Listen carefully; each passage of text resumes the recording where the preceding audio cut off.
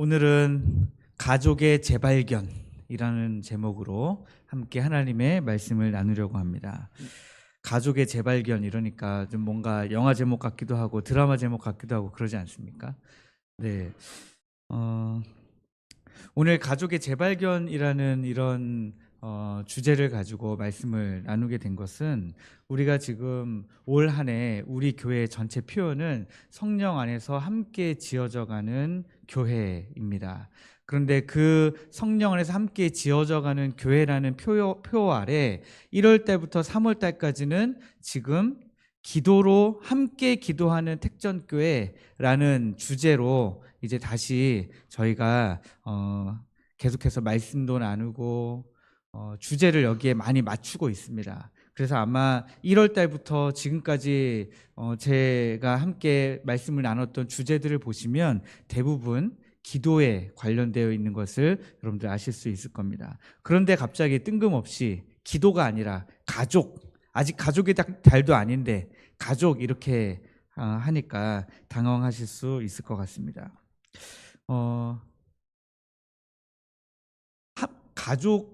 우리가 가족으로서 함께 기도하자라는 것과 또 이제 사순절이잖아요.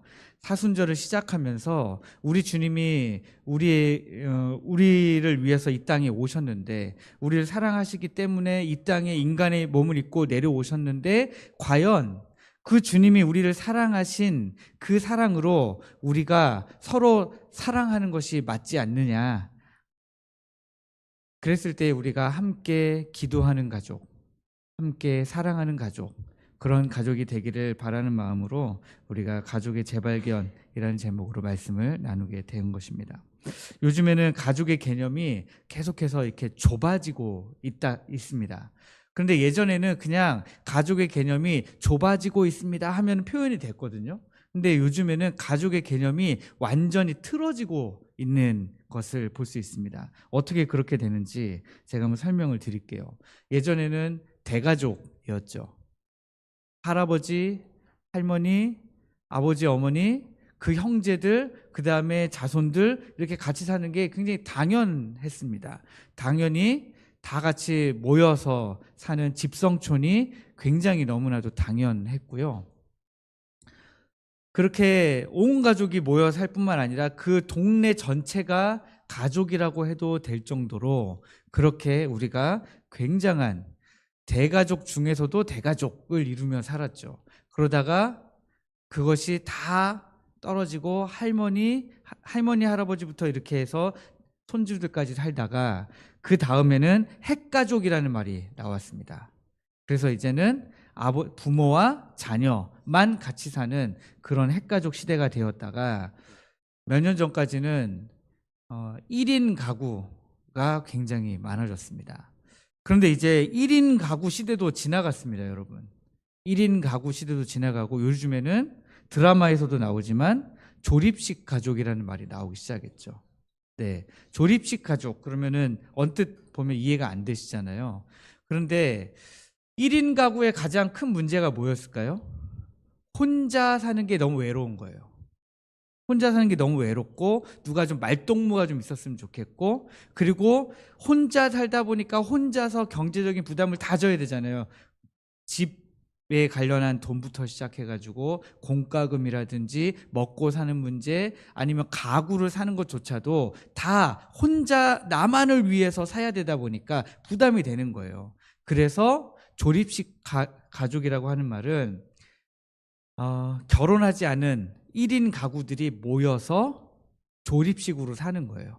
안방에는 이 사람이 혼자 살고 건너방에는 이 사람이 혼자 사는데 안방에 사는 사람이 돈을 좀 더 내고 대신에 나머지 것들을 다 공유하고 그러면서 살아가는 가족을 조립식 가족이다, 그렇게 이야기합니다. 그래서 그런 가족을 우리가 좀 더 이해하기 쉽게 이야기하면 결혼하지 않은 동거 가족이라고 이야기합니다. 그래서 비혼 동거 가족. 비혼 동거 가족은 꼭 동성끼리만 사는 가족이 아니고요, 이성끼리도 조립식 가족을 만들 수 있습니다. 마치 가족 같아요. 그런데 사실은 가족이 아니에요. 네. 그러나 그런 사람들이 모여 사는 것도 우리가 가족으로 쳐준다 한다면 조립식 가족이다, 이런 말로 우리가 붙여주는 거죠. 네. 오늘날에는 이렇게 가족이 쪼개지다 보니까 어떻게 됩니까? 가족 간의 교류가 이제는 많이 끊어졌습니다. 다행히 스마트폰이라는 것이 생기면서 영상 통화도 하고 이렇게 하지만, 그럼에도 불구하고 이제는 가족끼리 떨어져 사는 거리가 굉장히 멀어졌습니다. 아마 여기 우리 교회 어르신들은 아마 더 느끼실 것 같아요. 자녀들이 타지에 가서 사는 경우가 훨씬 많을 것 같습니다. 그래서 자녀들을 쉽게 보기가 어렵죠.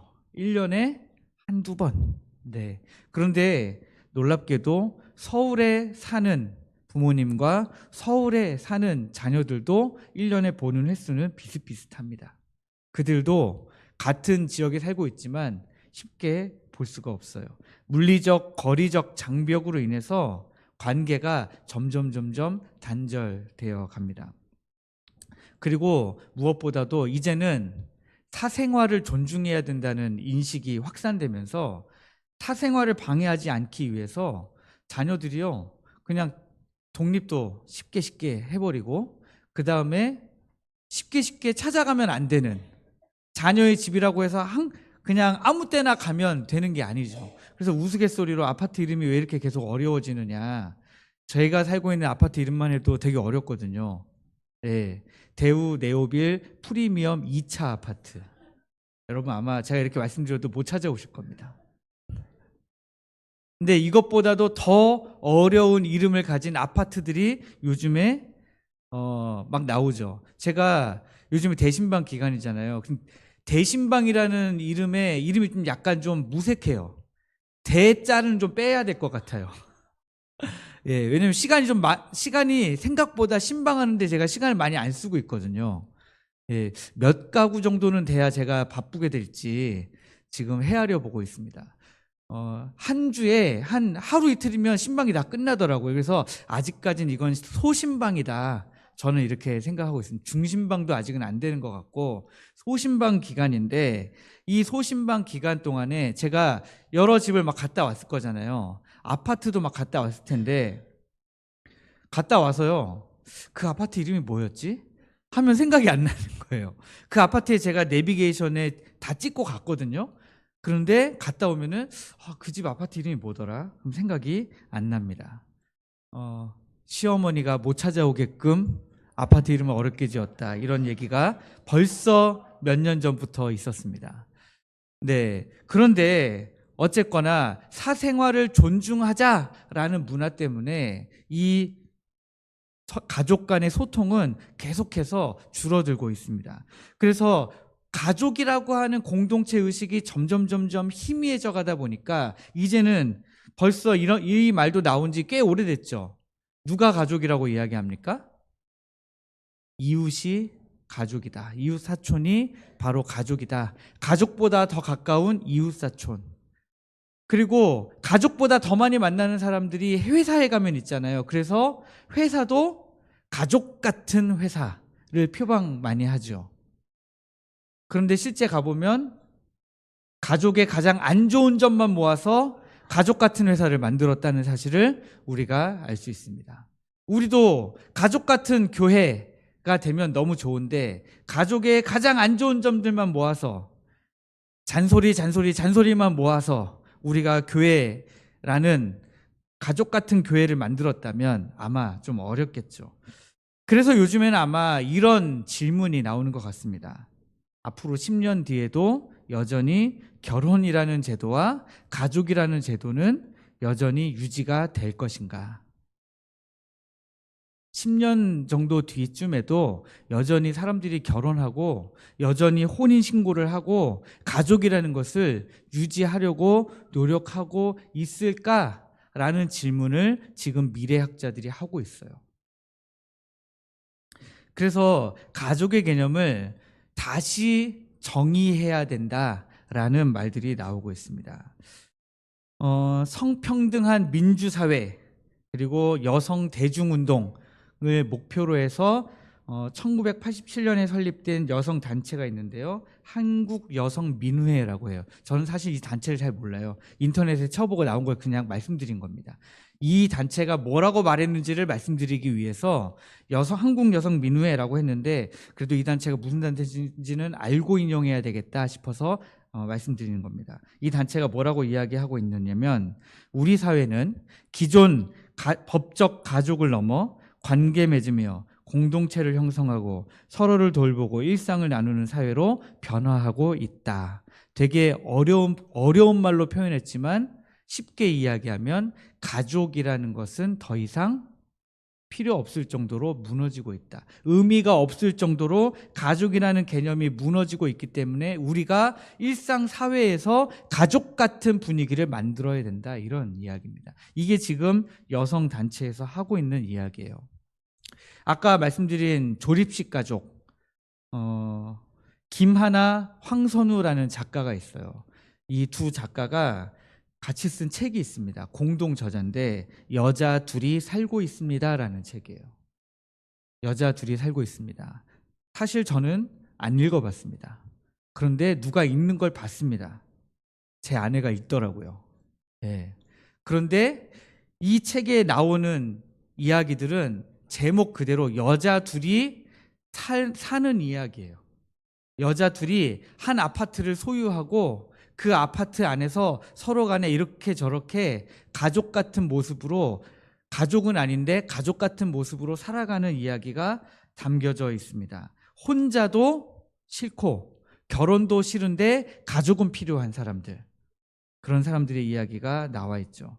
그래서 가족이 계속해서 이런 방식으로 현대사회에서 다시 정의되고 있는 모습을 우리가 볼 수 있습니다. 그런데 우리의 관심은 온 세상 사람들이 가족을 뭐라고 하든지 우리가 관심 가져야 될 부분은, 그러면 성경에서는 가족을 뭐라고 정의하고 계시느냐, 우리 예수님은 누가 가족이라고 얘기하고 있느냐, 이게 바로 우리가 관심 가져야 될 내용 아니겠습니까?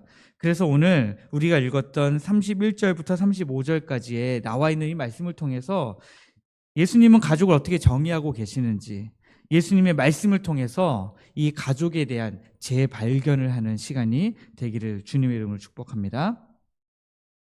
예수님의 어머니와 마리아가 31절에 보니까 예수님의 어머니 마리아와 동생들이 와서, 주님께 와서 밖에 서서 예수님을 막 부릅니다. 사람을 보내어서, 예수님이 사람들에게 막 둘러싸여 있으니까요, 들어갈 수가 없어요. 그래서 사람을 보내어서 밖에 어머니와 동생들이 와 있습니다, 이렇게 말을 좀 전해달라고 부탁을 합니다. 그래서 그 부르는 말을 듣고 예수님이 뭐라고 말씀하시냐면, 누가 내 어머니며 내 동생이냐, 갑자기 요새 말로 급발진을 하셨어요. 여러분, 이 말만 보면 우리 예수님이, 아니 어머니와 동생이 와서 부르는데 그래? 하고 가서 맞는 게 맞아가지고 왜 어머니 어떻게 오셨어요? 제가 시간이 없는데 시간이 얼마 없어요, 이렇게 얘기하고 다시 들어가셔도 될 일이고, 어쨌든 영접하면 될 일인데, 아니 이렇게 갑자기 우리 주님 성격이 좀 이상하시네요. 어머니와 동생이 찾아왔는데 누가 내 어머니며 누가 내 동생이냐, 이렇게까지 말씀하실 일은 아니지 않습니까? 도대체 예수님은 왜 이렇게 하셨을까, 말씀하셨을까라고 하는 거죠. 사건의 시작은 앞에 같은 장의 20절까지 돌아가 보시면, 20절에 가니까 우리 주님이 얼마나 바쁘신지 집에 들어가시니 무리가 다시 모임으로 식사할 겨를도 없으셨답니다. 그래도 제가 이 말씀 설교를 준비하면서 위안을 얻었습니다. 그래도 나는 식사할 시간은 있는데 우리 주님은 식사할 시간도 없으셨네, 이런 생각을 좀 했습니다. 네, 신방을 하더라도 식사를 하잖아요. 그러니까 주님이 저보다 더 바쁘셨구나 하는 생각을 좀 해봤습니다. 어쨌든 우리 주님이 정말 너무너무 바쁘게 다니시는 거예요. 근데 그 바쁘게 다니시는데 어떻게 바쁘게 다니셨냐면, 다시 앞으로 좀 더 가보시면 13절, 14절, 15절에 보시면 산에 오르사 자기가 원하는 자들을 부르셨어요. 우리 주님이 원하시는 자, 우리 주님이 제자로 부르시는 자를 다 모이라고 하셨습니다. 그리고 그 중에 12를 특별히 제자로 세우셨는데 자기와 함께 있게 하시고 또 보내사 전도도 하며 귀신을 내쫓는 권능도 가지게 하려고 그 12를 다시 따로 세우셨습니다. 그랬는데 이 예수님이 이렇게 능력 가운데에 막 일하시는 거예요. 좀 더 앞으로 가시면 7절부터 12절에는 주님이 많은 사람들을 고치시고 많은 더러운 귀신들을 내쫓으시는 장면이 나옵니다. 그러면 우리는 이 말씀을 읽고 있으니까요, 우리는 어떤 생각이 듭니까? 이렇게 앞으로 넘어가다 보면, 이 말씀을 읽다 보면, 와, 주님은 진짜 병을 고치시고 귀신을 쫓아내신 하나님이시구나 라는 것에 대해서 우리가 믿어지잖아요. 아, 이것 하시느라고 주님이 바쁘셨구나. 그리고 그 권능을 제자들에게도 주셨구나. 우리가 이렇게 알아갈 수 있는 것이죠. 그런데 어떤 서기관들은 예수님에 대해서, 예수님이 하신 이 놀라운 기적과 이사에 대해서 잘못된 소문을 퍼뜨리는 거예요. 요즘 말로 얘기하면 가짜 뉴스를 퍼뜨리는 겁니다. 뭐라고 가짜 뉴스를 퍼뜨렸냐면 22절에 보니까 예루살렘에서 내려온 서기관들은 그가 바알세불이 집혔다 하며 또 귀신의 왕을 힘입어 귀신을 쫓아낸다, 이렇게 잘못된 소문을 퍼뜨린 거예요. 예수님이 지금 병자들을 낫게 하고 귀신들을 쫓아내고 그렇게 능력 가운데 지금 하나님의 나라를 선포하고 천국이 가까이 왔느니라 회개하라 하고 외치고 다니시는데, 그 예수님의 모습을 보고 어떤 사람들은 야, 지금 귀신의 힘을 힘입어서 귀신을 쫓아내고 있는 거야. 예수님 귀신 들린 거야. 바알세불이라고 하는 귀신의 왕이 지금 예수라는 사람 안에 들어가가지고 저렇게 능력 있는 것처럼 보이는데 사실은 저 사람도 귀신 들린 사람이야. 지금 이렇게 이야기하고 있는 것입니다. 그런데 예수님의 어머니 마리아와 그의 동생들이, 예수님의 가족들이 이 이야기를 들은 거예요. 21절에 보시면 예수의 친족들이 듣고 그를 붙들러 나오니 이는 그가 뭐 했다고요? 미쳤다 하는 이야기를 들은 거예요. 예수님이 미쳤다, 예수님이 귀신 들렸어 라는 얘기가, 이 가짜뉴스가 귀에 들리니까 어떻게 합니까? 여러분들은 어떻게 하시겠어요? 붙들러 나가야죠. 예. 아유, 이거 큰일 나겠네 하고 데리러 나가야 될 거 아니겠습니까? 그래서 31절에 예수님을 어머니와 동생들이 붙들려고 찾아온 거예요. 귀신 들린 아들 예수, 미쳐버린 아들 예수를 붙들어서 다시 집으로 데려가려고 예수님의 어머니 마리아와 그 동생들이 예수님을 찾아온 거예요. 그러니 예수님이 이것을 이미 아시고 급발진하신 거죠. 누가 내 어머니며 누가 내 동생이냐. 이러면 좀 이 예수님이 말씀하신 게 이해가 되시죠? 네. 예수님에 대한 오해의 시작 때문에 지금 이 어머니와 동생들이 예수님을 붙들러 나왔는데, 이 어머니와 동생들은 하나님의 뜻을 아직 몰랐어요. 나중에 되면 알게 되지만 아직은 예수님이 하고 있는 이 사역을 통해서 하나님이 이루고자 하신 하나님의 계획과 하나님의 뜻을 아직 알지 못했습니다. 아들이고 형제인데도 불구하고 예수님이 하고 있는 사역들의 의미를 정확하게 몰랐던 거죠. 그가 외치고 있는, 예수가 전하고자 하는 메시지를 가족들은 아직 몰랐습니다. 어머니 마리아는 이 아들 예수를 잉태할 때부터 있었던 여러 가지 이야기들을 통해서 어느 정도 이해를 가지고 있었을 수는 있지만 결국 서기관들이 퍼뜨린 거짓 소문에 휘둘리면서 하나님의 뜻을 오해하게 되었습니다. 요한복음 7장 5절에 이렇게 기록되어 있습니다. 이는 그 형제들까지도 예수를 믿지 아니함일러라. 네, 가족들이 오히려 예수를 믿지 않았어요. 예수님이 하나님의 아들이라는 사실을 믿지 않았습니다. 예수님이 하나님이라는 사실을 믿지 않았습니다.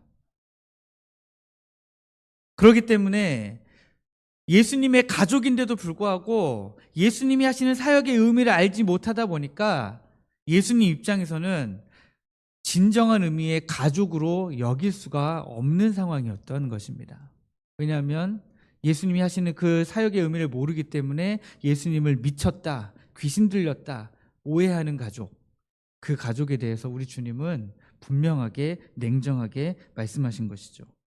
그러면 우리는 여기에서 이제 다시 한번 이런 생각을 하게 됩니다. 주님이 말씀하시는 진정한 가족은 무엇인가? 우리 주님이 말씀하시는 진짜 가족, 참된 가족은 어떤 가족인가? 어떻게 해야 그러면 진짜 가족이라고 말할 수 있느냐라고 하는 것입니다. 마태복음 12장 49절, 마태복음 12장에는 12장 46절부터 50절에는 이 똑같은 내용이 마태의 시각으로 기술되어져 있습니다. 그리고 오늘 우리가 읽었던 본문에는 마가의 시각으로 똑같은 내용이 기술되어져 있고요. 다시 누가복음 8장 19절에서 21절에는 누가의 시선으로 똑같은 내용이 기록되어져 있습니다. 근데 그 기록되어진 내용이 거의 전체적으로 같지만 아주 살짝 표현이 다릅니다. 그래서 마태복음 12장 49절의 말씀을 기준으로 보았을 때에 누가 예수님의 가족이냐? 예수님의 제자들이 가족이라는 거예요. 여기 오늘 우리가 읽었던 34절에는 둘러앉은 자들을 보시며 이랬지만 마태복음 12장 49절에는 제자들을 가리키시며 이렇게 되어 있습니다. 제자들을 가리키시면서 제자들이 진짜 나의 가족이다라고 이야기하시는 거예요. 1차적으로는 12제자를 의미하지만 2차적으로는 영적인 제자들을 다 포함해서 말씀하시는 거죠. 누가 그러면 영적인 제자입니까? 소명이, 저는 이 영적 제자를 생각하면서 두 가지 조건을 생각했습니다. 첫 번째는 소명이 있는 사람이 영적 제자라는 사실입니다. 두 번째는 사명이 있는 사람이 영적 제자입니다. 소명과 사명은 언뜻 보면 비슷한 말 같은데 좀 서로 다른 말이에요. 소명이라고 하는 것은 부르셨다라는 의미예요. 부르셨다. 어떻게 부르셨냐? 소명은 부를 소자에다가 이름 명자를 써서 이름을 부르셨다, 이런 말이고요. 사명은 사자가 시키다라는 의미를 가진 사자고요. 명자는 뭡니까? 명령을 주셨다는 거죠. 네. 그래서 소명과 사명은 비슷한 말 같아 보이는데 완전히 다른 말이죠. 소명은 하나님 부르셨다. 하나님께서 어떤 한 개인을 특별한 목적을 위해 부르신 거예요. 그래서 소명이라는 말을 할 때에 우리가 할 수 있는 질문은 뭐냐면, 나는 누구인가? 하나님은 나를 어떤 사람으로 부르셨는가? 라고 하는 것입니다. 우리의 존재, 우리의 정체성에 관한 문제를 이야기할 때 우리가 소명을 이야기합니다. 그러니까 하나님이 우리를 하나님의 백성으로 부르셨다. 하나님이 우리를 하나님의 자녀로 부르셨다. 하나님이 우리를 군사로 부르셨다. 이게 바로 소명에 관련한 거죠. 여러분들은 소명이 있으십니까? 하나님이 여러분들을 하나님의 백성으로, 하나님의 자녀로 부르셨음을 확신하십니까? 저는 그 중에서도 특별히 저는 하나님이 여러분들을 하나님의 자녀로 부르셨다 는 것을 강조해 드리고 싶습니다. 하나님이 여러분들을 하나님의 자녀로 부르셨어요. 여러분들의 근본적인 정체성은 하나님의 자녀들입니다. 그런데 반면에 우리에게는 사명도 있어요. 그 사명은 맡겨진 임무라는 의미입니다. 하나님이 나에게 무엇을 맡기셨는가? 내가 해야 될 일은 무엇인가? 부르심에 따라서 내가 그 다음에 해야 될 일은 뭐지? 라고 하는 것입니다. 예를 들어서 내가, 하나님이 나를 백성으로 부르셨다면 백성으로서 내가 해야 될 일은 무엇인가? 이게 소명과 사명이 연결되는 것이죠. 그러면 하나님이 나를 자녀로 부르셨다면 자녀된 나는 자녀로서 무엇을 해야 된다라는 명제가 나와야 되잖아요. 나를 자녀로 부르셨는데 이 자녀들이 우리가 다 같이 모여져 있는 하나님의 지금 가족 공동체인 교회로 우리가 모여 있는 겁니다. 그러므로 지금 다 하나님의 자녀들이 모여 있는데, 그래서 우리가 서로를 향해 직분으로도 부르지만 장로님, 권사님, 집사님 이렇게 부르기도 하지만, 우리가 더 간단하게 나누자면 어떻게 나눕니까? 형제, 자매로 우리가 부르잖아요. 실제로 어떤 교회는 가면요, 직분을 안 줘요. 그냥 형제, 자매로만 부르기로 합시다. 왜냐? 직분 때문에 자꾸 싸우니까요. 네. 직분 때문에 자꾸 싸움이 나니까 그거 다 없애고 우리 그냥 형제 자매로 부릅시다. 그런 교회들도 있습니다. 그런데 우리가 형제 자매로 서로를 인식한다면 그 안에서 진정한 가족이 될 수 있는 거죠. 하나님이 자녀로 부르신 형제 자매들로 우리가 그러면 이 형제를 위해서, 이 자매를 위해서 내가 무엇을 할까 고민하신다면 아마 기도하시는 가운데 답이 나올 거라고 생각합니다. 그래서 말씀드리는 겁니다. 예수님의 영적인 제자들은 소명과 사명이 있어야 되는데, 그 소명과 사명 중에 특별히 하나님의 자녀로 부르심, 그리고 하나님의 자녀로 부르셨기 때문에 자녀들이 모인 교회에서 내가 무엇을 할 것인가, 그런 것들을 고민하다 보면 우리가 진짜 택전교회는 가족 같은 교회가 아니라 진짜 가족이 되는 것이죠. 두 번째는 하나님의 뜻대로 하는 자들이 가족입니다. 오늘 우리가 읽은 본문의 35절에 보면 누구든지 하나님의 뜻대로 행하는 자가 내 형제요 자매요 어머니이니라, 그렇게 말씀하고 계십니다. 하나님의 뜻대로 행한다는 것은 어떤 의미를 가지고 있습니까? 하나님이 우리에게 말씀하신 대로 순종해 갈 때에 우리가 하나님의 뜻대로 한다라는 말을 하죠. 하나님을 우리가 아버지라고 부르잖아요. 우리가 그냥 하나님이라고도 부르지만 우리가 하나님의 자녀 되었기 때문에 특별히 하나님을 부를 때에 하나님을 부르는 호칭으로 하나님 아버지라는 말을 우리가 사용합니다. 근데 그 하나님 아버지가 우리 교회의 가장이신데, 그 가장이 가지고 계신 뜻, 그 가장이 하시는 말씀, 그것이 너무너무 중요하기 때문에 그 가장의 뜻과 말씀대로 순종하는 가족, 그 가족 구성원, 그 사람들이 진짜 형제고 자매고 어머니이다, 그렇게 말씀하고 있는 것입니다.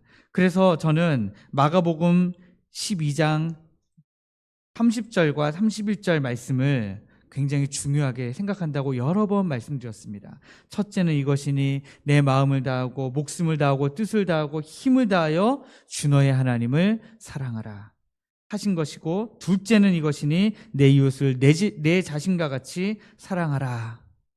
이 말씀이 하나님이 주신 가장 크고 중요한 두 가지 계명이라고 말씀하시는 거예요. 한 사람이 나와서 예수님께, 주님, 구약 성경에 수많은 율법이 있는데 이 두 가지 율법을 두 개로 요약한다면 뭡니까? 했더니 주신 말씀이에요. 하나님을 사랑하라, 내 이웃을 내 몸과 같이 사랑하라.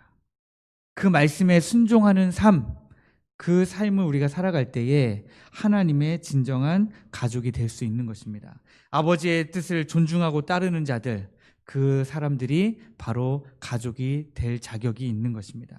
세 번째는 누가복음 8장 21절에 하나님의 말씀을 듣고 행하는 자라야 우리 예수님의 가족이 될 수 있다, 그렇게 말씀하고 계십니다. 듣고 행한다라는 말씀을 하셨어요. 듣는다는 것은 단순히 그냥 듣고 흘리는 것을 얘기하지 않는다는 것을 우리가 너무 잘 알고 있습니다. 듣는다는 것은 경청하고 그 다음에 내가 들은 것을 가지고 묵상하는 거예요. 고민하는 것입니다. 하나님이 나에게 뭐라고 말씀하셨는가? 내가 하나님이 나에게 사랑하라, 하나님을 사랑하라, 이웃을 사랑하라 말씀하셨다면 내가 이 말씀에 어떻게 내가 순종해야 되는가 묵상하고 고민하는 과정이 필요하죠. 그래야 들을 수 있습니다. 그리고 나서 그 말씀에 반응하고 순종해 갈 때에 우리가 진정한 가족이 될 수 있는 것입니다. 듣는 것과 행하는 것, 이 연속적인 행위 속에, 이 행동 속에 우리가 비로소 하나님의 뜻을 이해할 수 있게 되는 것입니다. 모름지기 자녀라면 아버지의 말씀을 듣고 행해야 되죠. 모름지기 자녀라면 그렇습니다. 물론 인간의 부모님과는 의논을 할 수 있어요. 그리고 자녀들이 커가면서 자기 자아가 생기기 때문에 육신의 부모가 완전하지 않기 때문에 육신의 부모와 육신의 자녀는 어느 정도가 되면 서로 의논을 해야 됩니다. 서로 의견을 조율해야 돼요.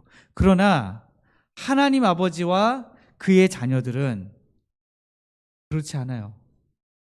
하나님 아버지의 절대적인 뜻을 우리가 다 알 수 없기 때문에, 우리가 다 이해할 수 없기 때문에 믿고 따라가는 거예요.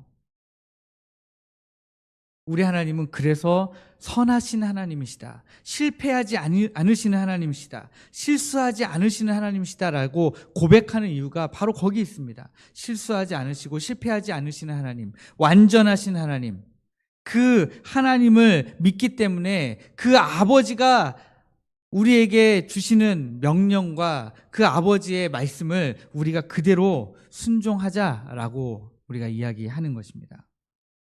그러면 우리가 진정한 가족이 되기 위해서 무엇을 하면 좋을까요? 지금까지는 주님이 말씀하시는 진정한 가족은 이렇다 하는 것을 살펴보았고요. 그럼 우리는 실제적으로 그럼 뭘 하면 좋을까요? 진정한 가족이 되기 위해서 뭘 같이 한 마음으로 좀 실천하면 좋을까요? 제자된 삶을 우리가 공유해야 됩니다. 사도행전 2장 42절부터 47절에는 초대교회 모습 중에서도 특별히 사도의 가르침을 받아 서로 교제하고 떡을 떼며 오로지 기도하기를 힘썼던 초대교회의 모습이 나옵니다. 그 모습이 제자된 삶이라는 거죠. 사도의 가르침을 받아서 서로 교제하고, 서로 교제할 때에 그냥 무작정 서로만 사랑했겠습니까? 저는 우리나라 말에 그 미운정이라는 말이 있잖아요. 미운정이라는 말을 사실 참 우리나라 사람만이 표현할 수 있는 대단한 표현이라고 생각합니다. 미운정, 고운정 들어야 진짜 사랑한다, 이렇게 이야기하는데 요즘에는 미운정 드는 것을 못 버티는 것 같아요. 그런데 미운정까지 들어버리고 나면 진짜 가족이 되죠. 사도들의 가르침을 받는 이유가 뭡니까? 중간에 미운정이 들 때 자꾸 삐걱 하는 거예요. 왜냐하면 각자가 살아온 삶이 다르고 생각이 다르고 방향성이 다르고 관점이 다르고 시각이 다르다 보니까, 그리고 또 하나님이 애초에 창조하실 때 기본적인 성향이 다 다르다 보니까 계속 삐걱하죠. 요즘에 성격 유형 검사 되게 많잖아요. 그 중에 뭐 여러분들 아시는 것 중에 MBTI 검사 그런 것들이 있고 한데요. 뭐 또 다혈질, 우울질, 점액질 뭐 이렇게 하는 기질 검사도 있고 굉장히 많습니다만은, 그 중에 예를 들어서 성격 유형 검사에서 똑같은 성격 유형 검사가 나와도 성격이 달라요. 또 다릅니다, 다. 왜 다르냐? 하나님 그렇게 만드신 거죠. 그러다 보니까 서로 오해하고 서로 삐걱합니다. 그럴 때라도 말씀을 기준으로 우리가 서로 간에 어떻게든 이해하려고 노력하고, 어떻게든 사랑하려고 노력하고, 어떻게든 교제하려고 노력하는, 단순히 지금 초대교회 성도들은 기도하기만을 힘쓴 것이 아닙니다. 교제하기를 힘썼고요, 떡을 떼기를 힘썼습니다. 그리고 함께 기도하기를 힘썼습니다. 그런 모습이 우리 안에 필요하다는 것입니다. 세상 사람들도 진정한 가족은 삶을 공유하는 가족이라고 이야기합니다. 그런데 진정한 가족으로서의 교회는 어떻게 해야 될까요? 제자된 삶을 공유하는 가족이 진짜 가족입니다. 저는 우리 교회가 이러한 제자된 삶을 공유하는 진짜 가족이 되기를 주님의 이름으로 축복합니다. 두 번째는 하나님의 뜻을 함께 고민해야 됩니다. 사도행전 13장 1절에서 3절 말씀에 보면요, 초대교회에 여러 사람들이 모였어요. 그 중에는 분봉왕도 있고, 또 요즘 말로 하면 흑인도 있었고요, 종들도 있었고요, 그 종의 주인도 있었고요, 교회 구성원, 교회 지도자 그룹에 그런 사람들이 있었습니다. 그런데 그들에게 성령께서 말씀하시는 거예요. 바울과 바나바를 내가 시킬 일을 위해서 따로 세워라. 그랬더니 이 사람들이 모여서 기도하고 바울과 바나바를 따로 세워서 안수하고 복음을 전하기 위해서 내보내는 모습을 우리가 볼 수 있습니다. 뭡니까? 함께 기도하면서 성령께서 하신 말씀의 의미를 계속해서 찾아가는 것이죠. 교회는 함께 고민하고 함께 찾아가는 공동체입니다. 나랑 다르면 밀어내고, 나랑 다르면 모른 척하고, 그런 공동체가 아니고 함께 기도하고 함께 고민하고 함께 나아가야 되는 그런 공동체라는 것입니다. 요즘에 진정한 가족에 대해서 이야기할 때는 어떤 가족을 이야기합니까? 함께 머리를 맞대고 함께 한 마음으로 대화하는 가정을 우리가 진짜 가족이라고 그렇게 이야기합니다. 교회도 마찬가지입니다. 진정한 가족으로서의 교회는 함께 하나님의 뜻을 구하고 고민하고 기도하는 그런 공동체가 진짜 가족인 것이죠. 우리는 어떤 의미에서 다 남남이죠. 다 남남입니다. 그러나 영적인 의미에서는 함께 고민하고 함께 기도하는 가족이라는 것을 기억하시면 좋겠습니다. 세 번째는 하나님의 말씀대로 함께 걸어가야 됩니다. 느헤미야 13장 1절부터 3절 말씀에 우리가 지난주 수요일에 살펴봤던 말씀인데요, 거기에는 이스라엘 백성들이 성벽을 다 짓고 나서 낙성식을 하는 그날에 모세의 율법책을 가져와서 함께 읽었어요. 읽었더니 뭐라고 나오냐면 거기에 암몬과 모압은 영원히 하나님의 총회에 들어오지 못하리라, 쫓아내버리라 하는 말씀이 있는 거예요. 그 말씀을 듣고 이스라엘 백성이 어떻게 합니까? 자기들 안에서 몰래 섞여 살고 있었던 모든 암몬과 모압 사람들을 다 분리해내는 모습을 볼 수 있습니다. 우리는 어떻습니까?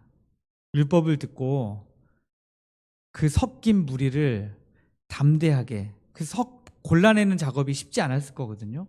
그런데도 불구하고 함께 골라내는 작업을 했어요. 왜 그렇게 합니까? 하나님이 그렇게 말씀하셨기 때문에요. 그러므로 우리는 어떻게 해야 진정한 가족이 될 수 있습니까? 함께 하나님의 말씀을 들은 대로 그 말씀을 붙들고 같이 걸어가야 돼요. 한 마음으로. 자꾸 마음이 갈라지면 안 됩니다. 말씀을 들었으면 그 말씀을 가지고 한 마음으로 걸어가야지, 자꾸 내 생각을 가지고 나는 그렇게 생각하지 않는데 하고 다르게 간다거나, 아유 그래 이렇게 한 마음 한 뜻으로 가면 좋지만 이 정도도 괜찮아 하고 계속해서 벗어나 버린다면, 그렇다면 우리는 가족을 만들어가기가 너무 어려운 거예요.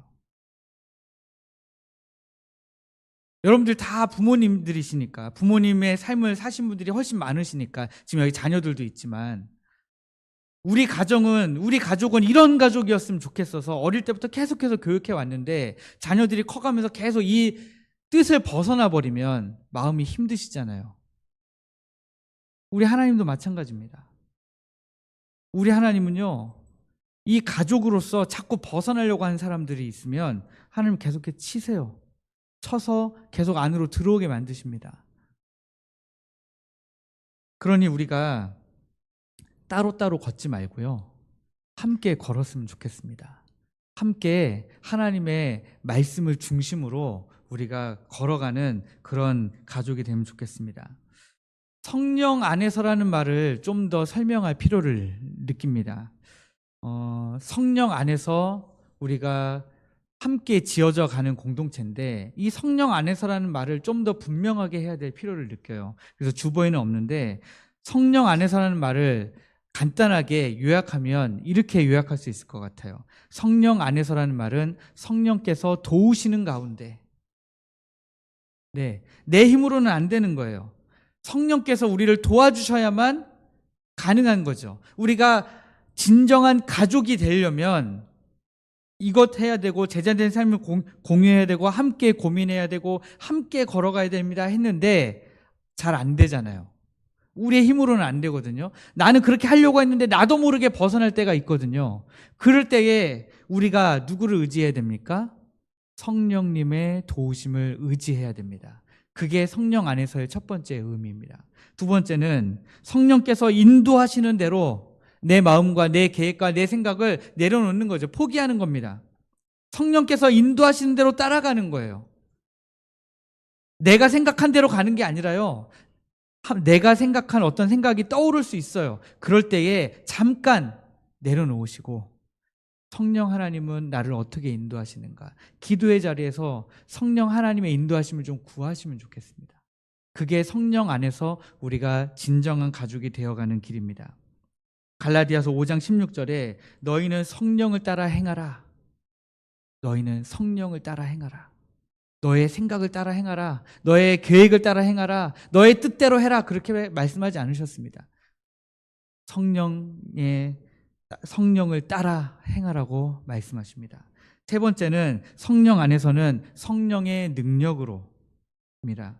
사도행전 1장 8절 말씀에 우리 주님이 말씀하시죠. 오직 너희에게 성령이 임하시면, 우리는 성령이 임하시면 성령의 능력으로 살아가야 되는 공동체입니다. 우리의 능력으로 살아가는 공동체가 아니고요. 성령의 능력으로 살아가는 공동체입니다. 이것을 기억하시고 우리가 성령 안에서 진정한 가족이 되기를 원합니다. 성령 안에서 함께 기도하는 진정한 가족이 되면 좋겠습니다.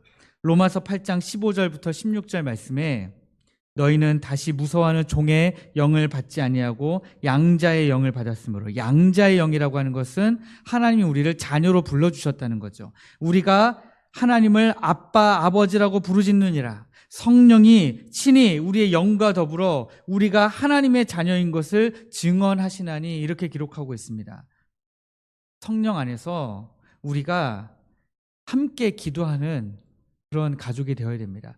우리가 하나님을 아바 아버지라고 부를 수 있기 때문에 그 아바 아버지에게 부르짖을 수 있는 거죠. 그런데 그 부르짖음을 같이 부르짖자는 거예요. 기도는 영적인 가족의 대화 방식입니다. 우리가 그냥 말로만 그냥 서로를 돌아보고 얘기하고 막 이런 것이 아니라 기도라고 하는 것을 통해서 우리 성도가 서로 교통하고 가족으로서 영적인 대화를 나누는 거예요. 제가 아침에 여기 앉으면, 새벽 기도 끝나고 여기 앉으면 상당히 많은 성도들을 위해서 기도합니다. 왜냐하면 많은 성도들이 중보기도 카드를 내주셨기 때문에 그 중보기도 카드 내용이 이미 머릿속에 있어서 그 기도 제목을 떠올리면서 계속해서 기도합니다. 제가 전화드리지 않고 뭐 하지 않더라도 제가 뭐 하고 있는 거예요? 영적으로 그 성도들과 대화를 나누고 있는 거예요. 누구를 통해서요? 성령님을 통해서, 성령 안에서. 그러므로 여러분, 우리가 성령 안에서 함께 기도하는 영적인 가족이 되시기를 주님의 이름으로 축복합니다. 그리고 두 번째 결론은 성령 안에서 서로 사랑하는 진정한 가족이 되기를 원합니다. 요한일서 4장에 이런 말씀이 있습니다. 사랑하지 아니하는 자는 하나님을 알지 못하나니 이는 하나님은 사랑이심이라. 하나님이 사랑이세요. 그런데 사랑이신 하나님의 자녀라고 하는 우리가 사랑을 모른다면 하나님도 모르는 게 되는 거죠. 사랑을 하지 않는 사람은 사랑이신 하나님을 따라가지 않는, 하나님의 자녀라고 부를 수가 없는 거예요. 그런데 제가 전에도 말씀드렸지만 사랑을 하는 방식에는 여러 가지 방식들이 있어요. 그리고 그 사랑을 나타내는 방식들은 사람마다 다 달라요.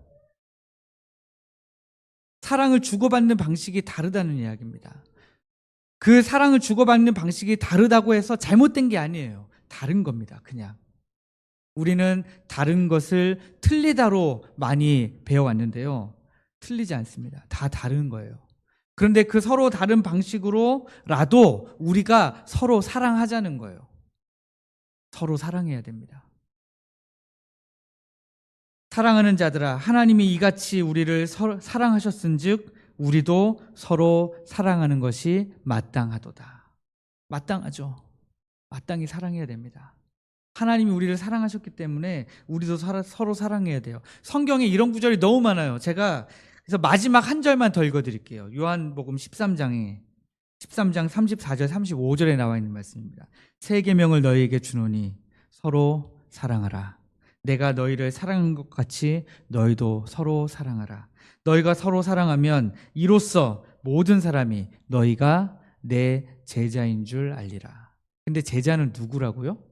아까 정의에 의하면 제자가 가족이라고 말씀드렸잖아요. 그럼 이것만 바꿔서 읽으면 너희가 서로 사랑하면 이로써 모든 사람이 너희가 내 가족인 줄 알리라. 이 말씀이죠.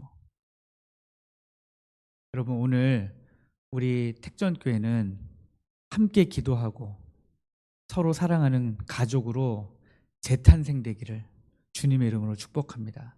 오늘 말씀의 제목은 가족의 재발견이지만 가족의 재발견을 통해서 이제는 재탄생으로 우리가 나아가기를 주님의 이름으로 축복합니다.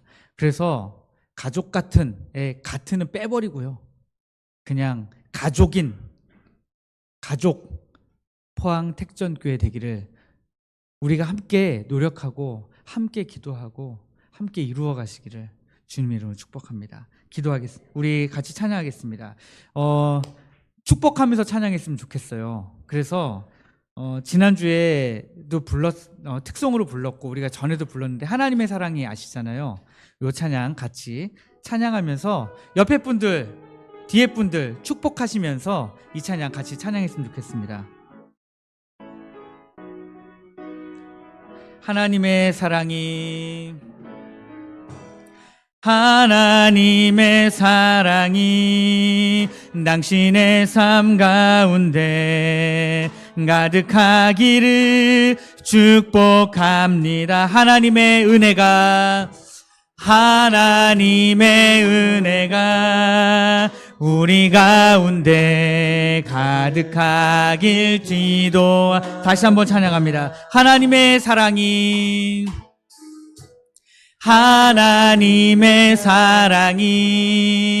당신의 삶 가운데 가득하기를 축복합니다. 하나님의 은혜가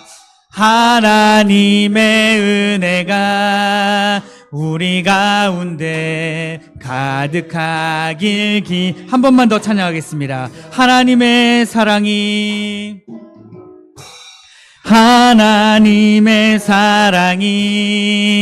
당신의 삶 가운데 가득하기를 축복합니다.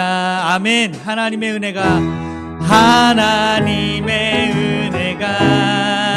우리 가운데 가득하길 한 번만 더 찬양할게요. 하나님의 사랑이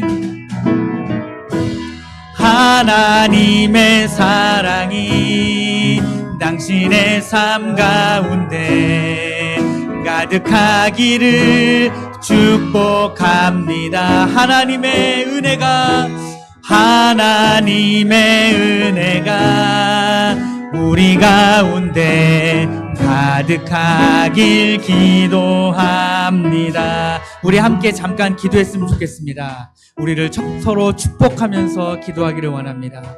우리가 기도해줘야 될 사람들 생각나시는 분들이 있으시잖아요. 함께 기도해 주시면 좋겠고, 하나님, 우리가 함께 기도하고 서로 사랑하는 포항 택전 교회가 아니라 포항 택전 가족이 되게 하여 주옵소서. 하나님, 우리가 진정한 가족으로 재탄생되게 하여 주옵소서. 하나님 앞에 간절한 마음으로 기도하겠습니다.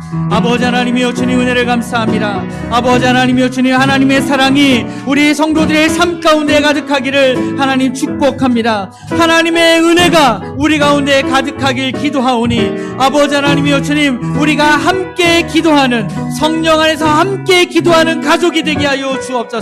성령 안에서 서로 사랑하는 가족이 되게 하여 주옵소서. 하나님이 기뻐하시는 가족, 아버지 하나님 진정한 가족으로 우리가 재탄생될 수 있도록 주께서 은혜를 베풀어 주시옵소서. 우리가 하나님 서로를 위해 기도하면서 영적으로 대화하기를 원합니다. 영적으로 교통하기를 원합니다. 아버지 하나님의 말씀을 중심으로 우리가 함께 교제하기를 힘쓰기를 원합니다. 떡을 떼기를 힘쓰기를 원합니다. 함께 기도하기 위하여 애쓰기를 원합니다. 아버지여, 주께서 은혜를 베풀어 주시옵소서. 아버지 하나님이여, 주님, 우리가 함께 서로 사랑할 때에 아버지 하나님 서로 용서하고 서로 오해를 풀고 하나님 우리 주님이 기뻐하시는 그 뜻을 따라서 우리가 살아갈 수 있도록 주여 인도하여 주옵소서. 하나님의 자녀로 불러주신 그 소명을 기억하게 하셔서 아버지, 이제 자녀로서 내가 무엇을 해야 하는가, 하나님이 나에게 무엇을 요구하시는가 하나님 고민하면서 아버지 하나님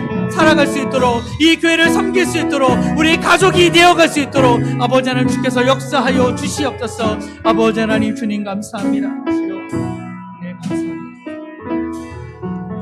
사랑과 은혜가 풍성하신 우리 하나님 아버지, 우리를 가족으로 불러주신 것을 주님 감사합니다.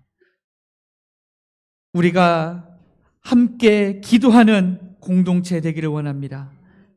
하나님, 서로를 사랑하는 진정한 가족이 되기를 원합니다. 가족 같은 교회를 넘어서 우리가 진정한 가족이 되기를 원합니다. 주여 은혜를 베풀어 주시고 우리가 주 앞에서 하나님의 뜻을 고민할 때에 하나님 저희들에게 지혜를 더하여 주시옵소서. 하나님, 우리가 주의 말씀에 순종하고자 할 때에 성령의 능력을 부어 주시옵소서. 하나님, 우리가 가족으로서 더욱 서로 용서하고 오해하던 것들에서 벗어나게 하시고 하나님,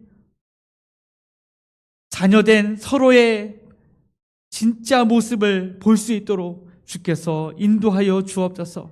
악한 사단마귀가 우리 가운데에 하나님 여러 가지 가라지들을 마구 뿌려 놓았습니다. 하나님, 그럼에도 불구하고 우리가 현혹되지 아니하고 악한 사단마귀의 공격을 우리가 막아내고 진짜 서로 사랑하는 가족이 되게 하여 주시옵소서. 우리를 사랑하시는 예수님의 이름으로 기도하옵나이다. 아멘.